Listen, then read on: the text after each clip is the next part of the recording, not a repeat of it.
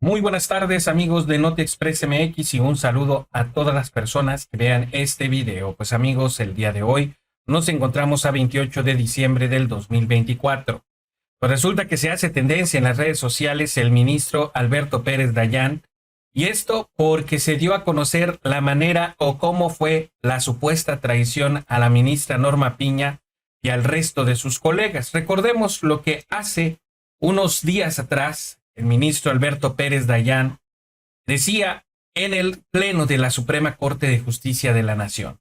Tan lo imaginó el propio Poder Revisor, que en su momento y en la forma de integración de las cámaras, estableció un límite infranqueable de 300 legisladores en una de ellas, para que cualquier modificación a la Constitución tuviera que ser motivo de un acuerdo entre la mayoría y las minorías, si por descuido, si por equivocada interpretación o por la razón que haya sido esto, no se respetó.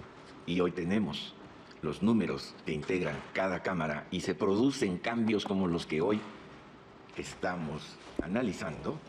Ya no es una cuestión que atañe a la Suprema Corte.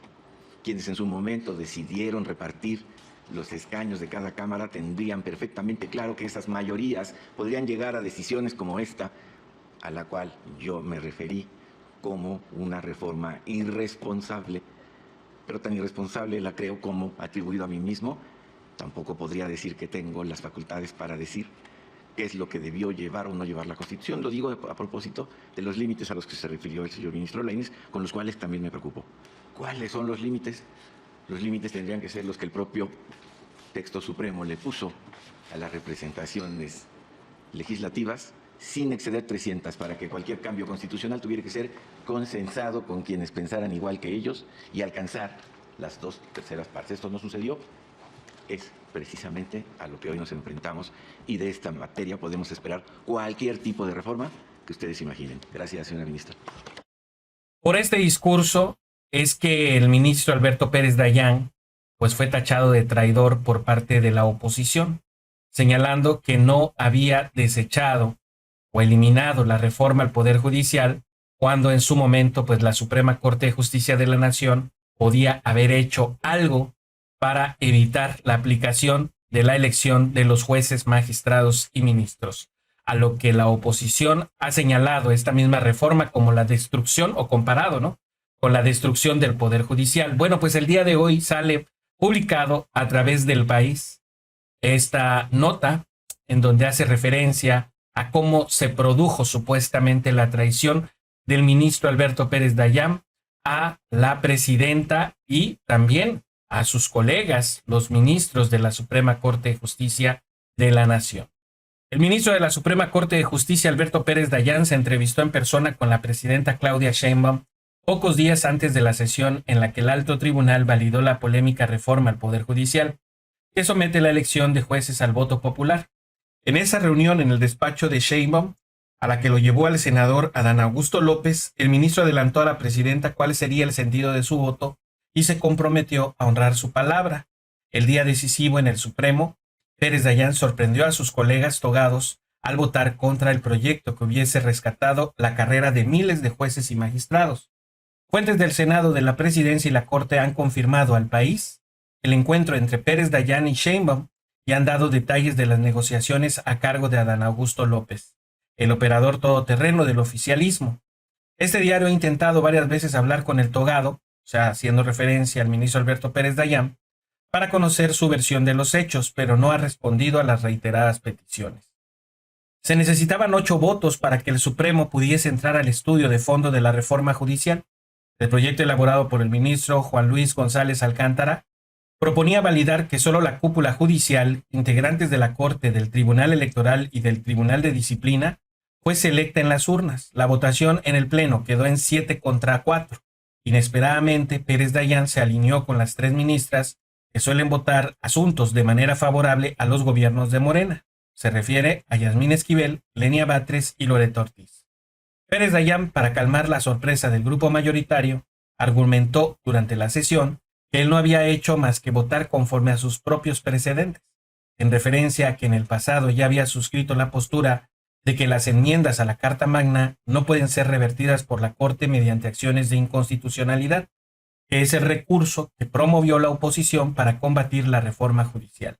El voto de Pérez Dayán cimbró tanto al bloque de los 8 porque el ministro se había comprometido con la presidenta del Supremo, Norma Piña, a acompañar en la votación al grupo, lo que habría supuesto un duro golpe a la reforma judicial y al oficialismo, según fuentes del alto tribunal.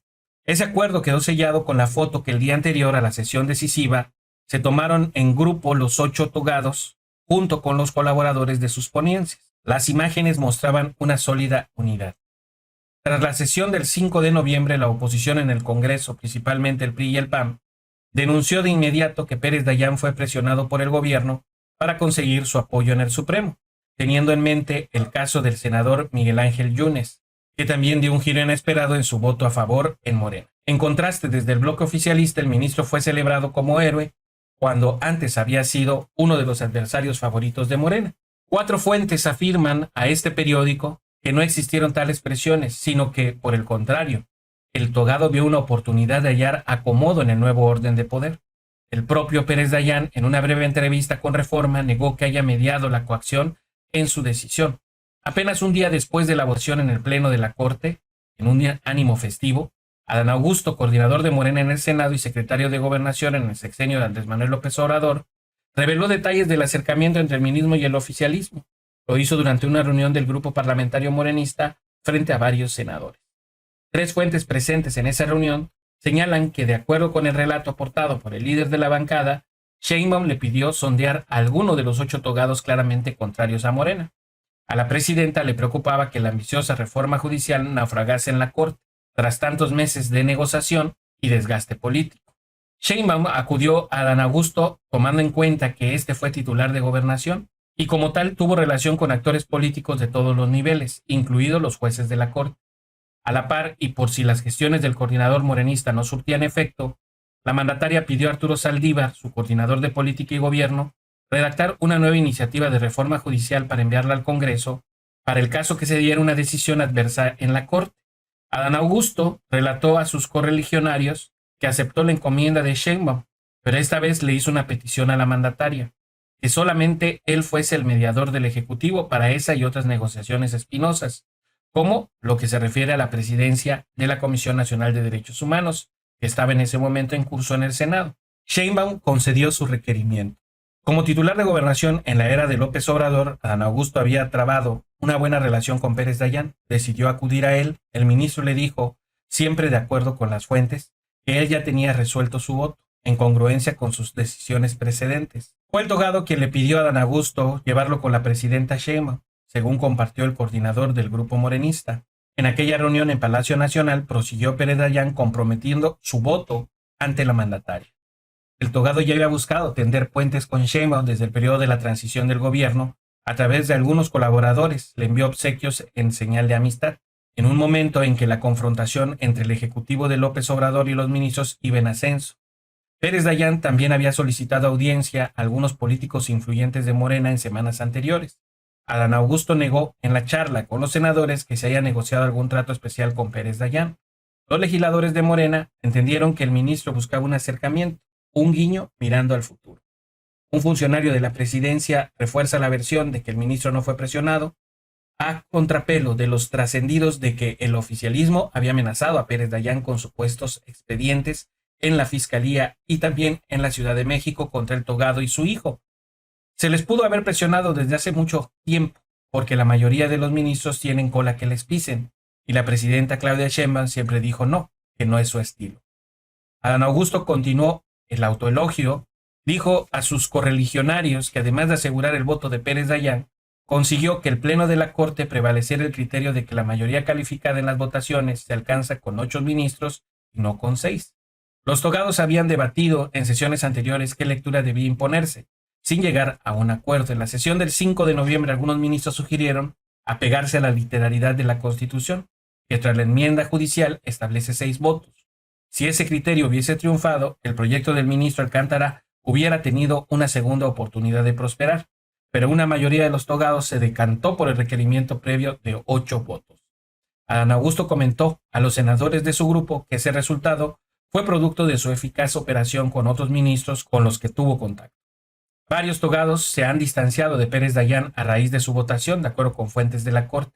Algunos ministros cuestionan su defensa de haber votado según sus precedentes y le han recordado que en otros asuntos ha variado sus propios criterios del pasado.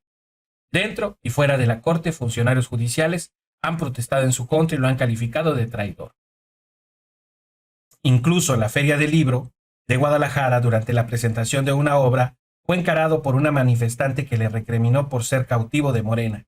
Y bueno, de esta manera, pues es como el país describe cómo supuestamente se llevó a cabo, pues esta traición, digamos, hacia los togados, como hace referencia a la publicación, y evidentemente a la ministra Norma Piña. Pues amigos, esa es la información que yo tengo por el momento. Espero que les haya gustado y si les gustó, por favor, denle like a este video. Déjenme en los comentarios qué piensan ustedes en referencia a todo esto. Nos estaremos viendo en un siguiente video. Que pasen una excelente tarde. Saludos. Bye bye.